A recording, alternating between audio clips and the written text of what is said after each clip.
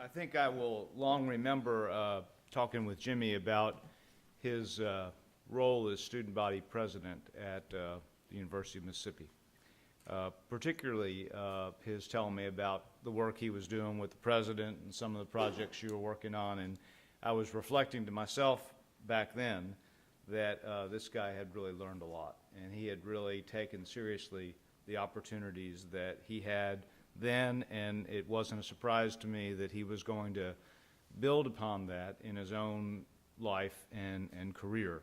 He got involved in commercial real estate, was in Chicago for a while, I think learned a lot there, and decided that it'd be great to come back to Nashville, especially with the growth in Nashville, and decided to partner with an MBA graduate.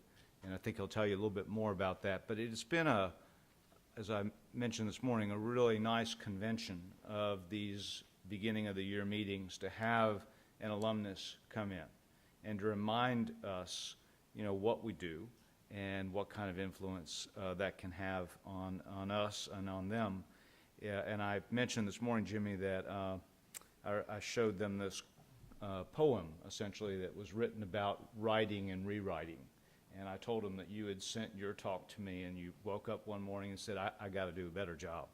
And I was praising you in terms of saying to yourself, I want to make this important and the best it can be. So with that very quick introduction, Jimmy Love, MBA class of 2003. His father, incidentally, owns Brown's Diner, but John Lanier already knew that, but some of you didn't. So join me in welcoming Jimmy Love.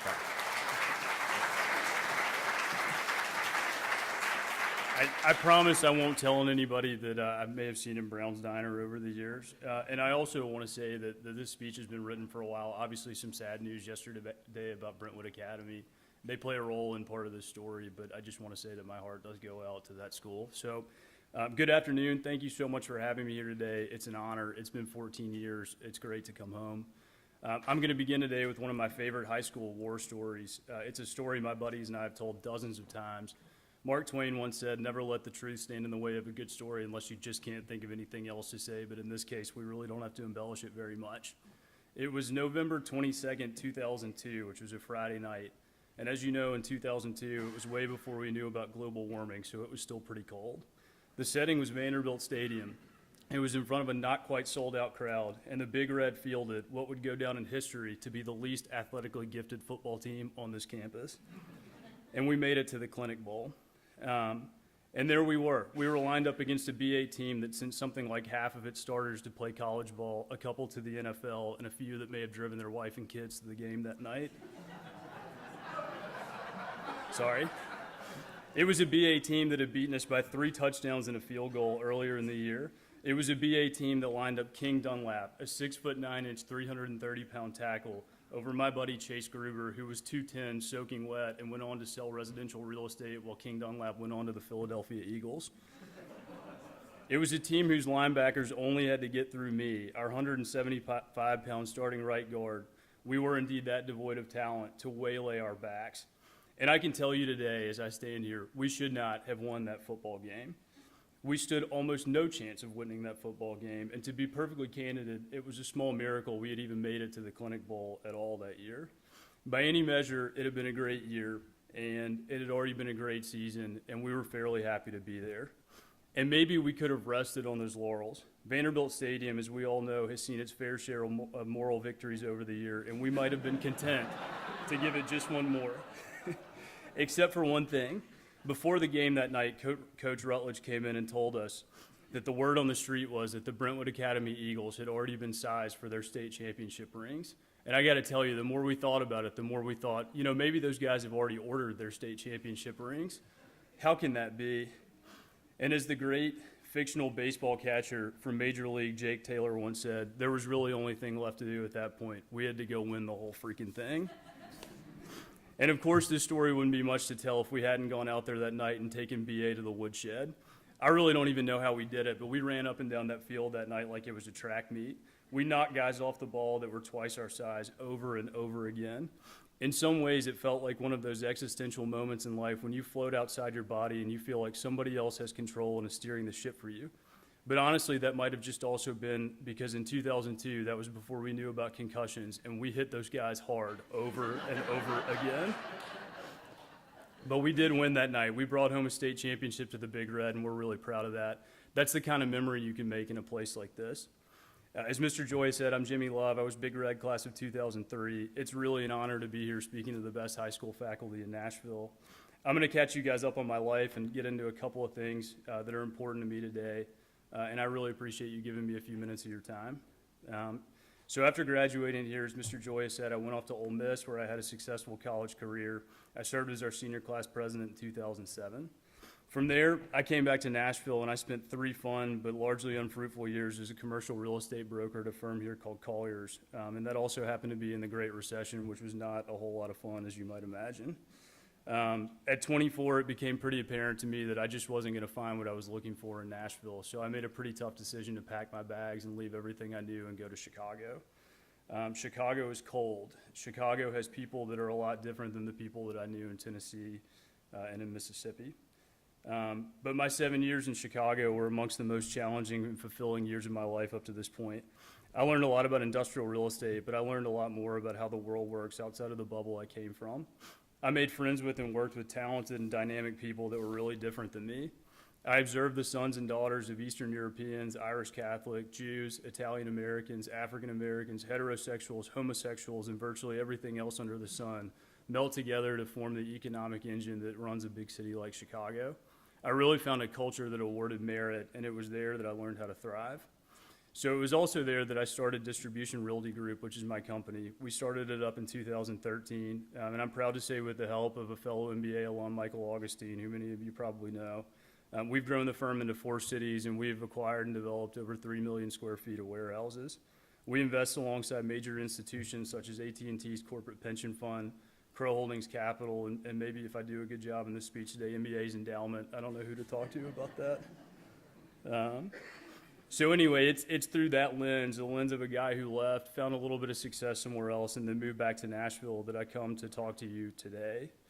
So in the 7 years I was gone, Nashville changed dramatically. People moved here from all over the place, and it's evident to me that they're really talented, they're bright, and they're hungry to achieve something here that they couldn't wherever it was that they came from. The successful Nashville businessman of my generation may just as likely be an Indian entrepreneur who starts a successful hospitality company as an executive at a healthcare company or a 4th-generation owner of a family business. So what does that mean for a place like MBA? And what does that mean for us?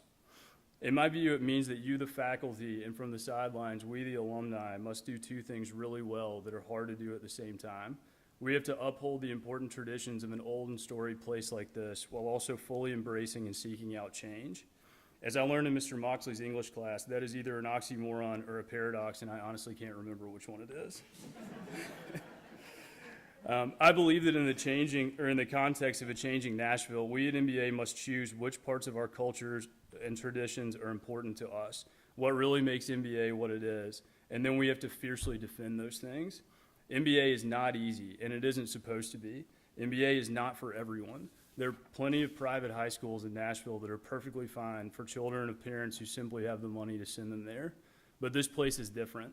This is a place where you have to put in an extra hour with Dr. Clark after school just to pass physics, and I know that because I did. This is a place where Dr. Springer expected you to get through a Spanish class without uttering a word of English before you even knew a single word of Spanish, and I know because I did. This is a place that takes in the best that Nashville has to offer and it makes them better. This is a place for undersized and less gifted athletes to win state football championships like we did in 2002, sure. But it's also a place that produces national merit scholars, state champion wrestlers, world-class debaters, acclaimed cellists, famous artists, actors who go into Hollywood, people who start giant companies, leaders in the community, and leaders in the world. This is a place that teaches young men that nothing comes easy, but everything is possible through hard work. This is a place for scrappy kids who refuse to fail and dreamers who know they're going to do something big when the Big Red turns them loose on the world. As an alum and a man who hopes one day to have a son who earns the right to come to school here, I would ask each of you to uphold that ideal and let it remain a constant through the years and through the changing face of Nashville. MBA is hard, but those who persevere through it share a bond that's very special to us. And at the same time, While you're fighting to uphold aspects of a culture that we, the alumni, hold in such high regard, I would also challenge you to be a leader of change in this community. I know that diversity is a topic you probably talk about a lot, and with very good reason. I think with all the talent flocking to this city that we have to look beyond our traditional sandbox to make sure that the boys who come to school here every year are indeed the best and brightest in the city. I want us to be really good, not only at finding those young men with the ambition and the ability to succeed here, but also providing them with that opportunity financially and then holding them to the same high standards that we all face at this school. I want us to hang a proverbial banner on the wall outside that says, "Hey, young man, if you think you're smart enough and talented enough and have what it takes to come here and excel, we're going to find a way to let you come prove it."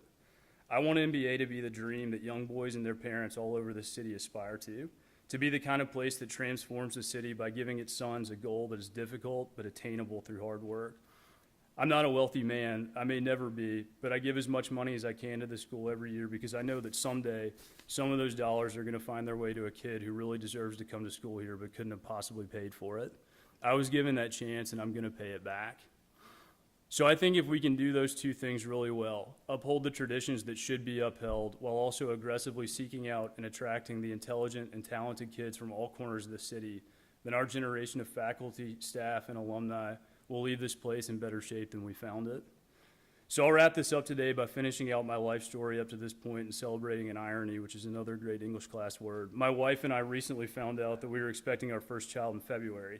So as I stand up here in front of you today asking you to seek out the best and the brightest boys from all over the city, I will also share with you that secretly I hope you won't have to look too far for at least one young man to earn a spot in the class of 2036. I live right in Cherokee Park.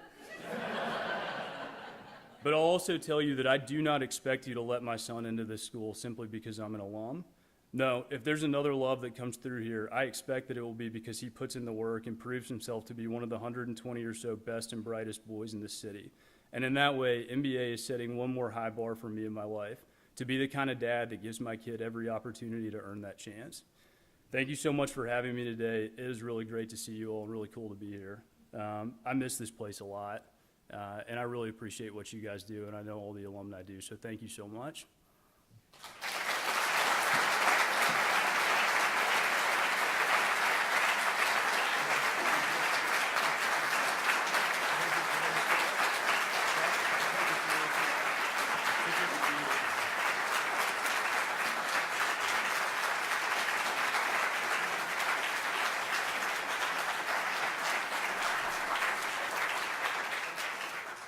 Well, as I do, I think they appreciated your being back here. And thanks for giving us those great words at the beginning of this new year. I have very small gifts for you. Every year we give the faculty a small gift, and it's a set of glasses, which I'm going to give you. And because we celebrate our 150th year last year, and Charlie Nelson, you may know, started Greenbrier Distillery. They also celebrated their 150th year, so the glass has MBA and Greenbrier, and it says 150, the two glasses. That's and then awesome. I gave you an item from the school store I thought you'd like. So join me again in thanking Jimmy. I'm sure you'll want to say hello to him. I'll follow up.